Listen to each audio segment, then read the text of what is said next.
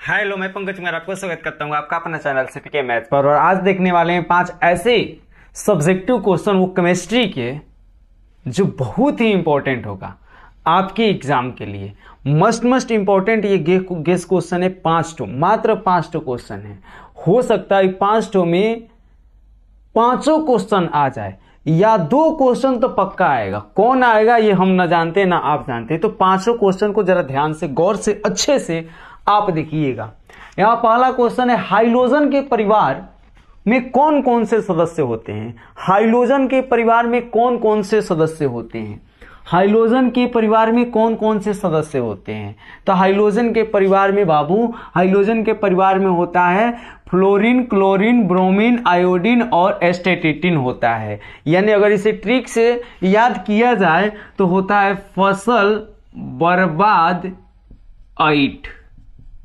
ये होते हैं हमारे, ये 4 एलिमेंट होते हैं जो क्या होते हैं भैया, हाइड्रोजन परिवार के होते हैं। ये 4 मेंबर हाइड्रोजन परिवार। फसल बर्बाद आइट, F that means fluorine, BR यानी bromine, I iodine, AT that means हो जाएगा हम लोगों का एटी यानी एस्टेटिन हो जाएगा।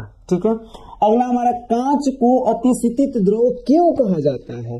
कांच को क्या कारण है कि उसको अतिशीतित द्रव कहा जाता है, इसका आंसर देख लेते हैं। कांच जो होता है, कांच आपको बता दे मेरे बाबू, कांच जो होता है वो स्वतंत्र रूप से इसका बहाव होता है। बहाव यानी ये स्वतंत्र रूप से होता है और साथ ही साथ विस्फोटसिटी गुणों में काम आता है या प्रदर्शित करता है। विस्फोट में विस्फोट वाले पटाखा सड़ाका जितने आप लोग अभी फिलहाल दिवाली में छोड़े हो, उस सब में देखो शीशा यानी कांच की मात्रा मौजूद होती है। तो मैं आपको एक बार फिर से बता दूं कि कांच को अतिशीतित द्रव क्यों कहा जाता है। तो कांच स्वतंत्र रूप से बहाव तथा विस्कोसिटी गुणों को प्रदर्शित करता है, जिसके कारण इसे अतिशीतित द्रव कहा जाता है। जिसके कारण क्या कहा जाता है, अतिशीतित द्रव कहा जाता है। अगला क्वेश्चन है, डेटॉल जो नहाने में इस्तेमाल करते हो, खूब रगड़ कर जो मैल आप छुटकाते हो अपने शरीर का, वही डिटॉल।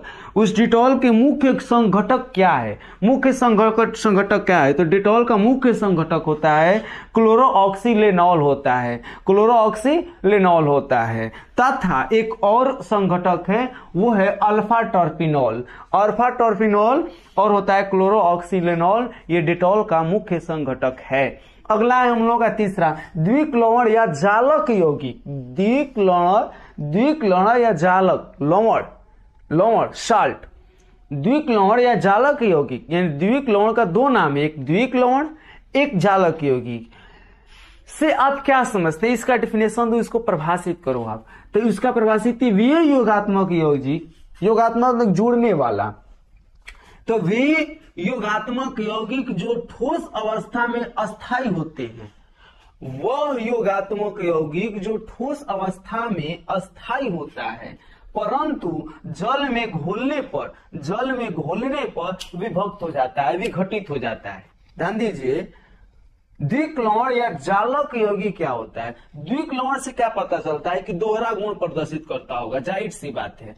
दोहरा गुण यानी पहला गुण इसका क्या है कि ठोस अवस्था में अस्थायी होता है। ठोस अवस्था में क्या होता है मेरे भाई, अस्थायी होता है तथा परंतु जल में घोलने पर वो विभक्त हो जाता है, विघटित हो जाता है, वियोजित हो जाता है। तो ऐसे हमारे यौगिक को द्विक्लवण या जालक यौगिक कहा जाता है। क्या कहा जाता है, द्विक्लवण या जालक। एक बार फिर से रिकॉल कर देते हैं, वह योगात्मक यौगिक जो ठोस अवस्था में अस्थायी होता है परंतु जल में घोलने पर विभक्त हो जाता है, वियोजित हो जाता है, विघटित हो जाता है। तो वह यौगिक हमारा द्विक्लवण या जालक यौगिक कहलाता है। अगला 5वां, 1 हो गया, 2 हो गया, 3 हो गया, 4 हो गया, 5वां, अभिक्रिया के वेग में ताप का क्या प्रभाव पड़ता है। अभिक्रिया के वेग में ताप का क्या प्रभाव पड़ता है, या अभिक्रिया के वेग पर ताप का क्या प्रभाव पड़ता है। तो मैं आपको बता दूं बाबू, अभिक्रिया का वेग अगर बढ़ता है तो ताप भी बढ़ता है। दैट मीन्स मेरा कहने का मतलब यह है, अगर आप ताप बढ़ाइएगा, टेम्परेचर बढ़ाइएगा, तो अभिक्रिया का वेग भी बढ़ता है। दोनों जो होते हैं एक दूसरे के समानुपाती होते हैं। अभिक्रिया का वेग जो होता है वो टेम्परेचर यानी ताप का समानुपाती होता है। यानी ताप बढ़ने पर या जब ताप को बढ़ाया जाए तो अभिक्रिया के वेग में वृद्धि होती है। ये 5 सब्जेक्टिव क्वेश्चन आपको कैसा लगा? अगर आप मेरे चैनल पर नए हैं तो चैनल को सब्सक्राइब कर लीजिएगा और डिस्क्रिप्शन में टेलीग्राम का लिंक है उसे ज्वाइन कर लीजिएगा, क्योंकि आपके आने वाले एग्जाम में जितने भी इंपॉर्टेंट VBI गेस क्वेश्चन आपके होंगे सारे सब्जेक्ट को मिलेंगे। मिलते हैं आपसे नेक्स्ट वीडियो में, तब तक के लिए bye, best of luck, love you रहेगा तब तक के लिए। बाकी तो बोलते हैं जय हिंद, जय हिंद ही बोल देते हैं, बाय।